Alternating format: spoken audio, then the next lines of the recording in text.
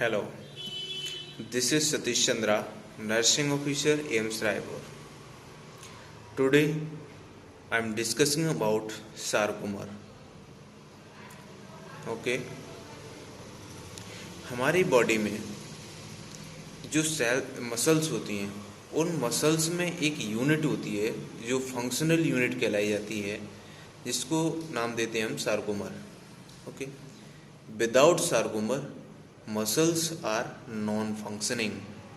Sarcomere नहीं तो muscles कोई काम नहीं करेगी. ठीक है, सार्कोमर है, उसी की वजह से मसल्स वर्क करती है, मसल्स कॉन्ट्रैक्ट होती है, मसल्स रिलैक्स होती है. It is because of sarcomere. Okay, अब इस सार्कोमर को समझने से पहले हमें 3-4 वर्ड हैं वो समझने होंगे. जैसे कि इसमें एक आएगा जेड लाइन, एक आएगा ए बैंड, एक आएगा एच जोन, एक आएगा आई बैंड. 4 वर्ड आएंगे: Z line, A band, I band, H zone. Okay, और अब बात करते हैं हम सार्कोमर कैसे बना होता, क्या क्या होता है इसमें. एक सार्कोमर बनने में एक्टिन का योगदान होता है, मायोसिन का योगदान होता है. एक्टिन एक कॉन्ट्रैक्टाइल प्रोटीन है, मायोसिन भी एक कॉन्ट्रैक्टाइल प्रोटीन है. साथ ही साथ एक होता है ट्रोपोनिन, एक होता है tropomyosin. Troponin and tropomyosins are the regulatory proteins. ये सिर्फ कॉन्ट्रैक्शन में हेल्प करती हैं, ये कॉन्ट्रैक्ट नहीं होती हैं, ये एक रेगुलेटरी प्रोटीन्स होती हैं. तो हम मेनली आज बात करेंगे एक्टिन एंड मायोसिन की, जिससे मिलके एक सार्कोमर कंप्लीट होता है. ओके, एक जेड लाइन होती है, एक जेड लाइन इधर होगी, एक जेड लाइन इधर होगी. इसको जेड लाइन क्यों बोला जा रहा है? क्योंकि ये जेड शेप में होती है, यूं यूं यूं यूं, जिग जैग मोशन में. ऐसे ही इधर होती है, यूं यूं यूं यूं, जिग जैग मोशन में.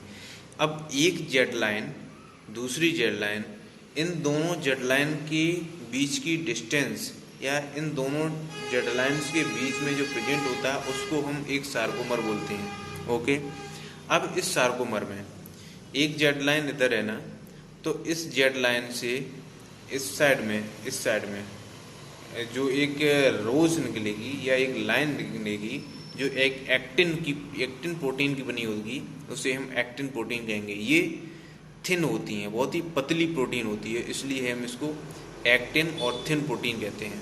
ठीक है, इसको हम थिन प्रोटीन भी कहते हैं. ये कई बार एग्जाम में पूछा जाता है कि एक्टिन्स प्रोटीन्स आर थिन और थिक, तो आंसर होगा आपका थिन. ऐसे ही इधर वाली जेड लाइन से एक्टिन निकलती हैं. तो जो एक्टिन वाला जोन है जिसमें सिर्फ एक्टिन प्रेजेंट होगी, उस जोन को या उस बैंड को हम आई बैंड बोलेंगे. ये एक्टिन, यहाँ से ये एक्टिन, यहाँ से ये एक्टिन. अब जो इतना जो एरिया है, इधर का जो इतना एरिया है, उस एरिया को हम सिर्फ आई बैंड बोलेंगे. ठीक, अब क्या है, जो एक्टिन जो यहाँ से लेके यहाँ तक आई है, अब इसके अंदर क्या होगा, इधर बीच में गैप में मायोसिन घुसी पड़ी होगी. मायोसिन इधर तो जो मायोसिन है, कुछ एरिया मायोसिन एक्टिन का कवर करेगी और कुछ एरिया मायोसिन इधर वाले एक्टिन का कवर करेगी. इस जो कवर्ड एरिया है, जो ओवरलैपिंग एरिया है एक्टिन विद मायोसिन, इस बैंड को, अब जो इतना बैंड, जो बीच वाला बैंड बचा है, इतने बैंड को हम ए बैंड बोलेंगे.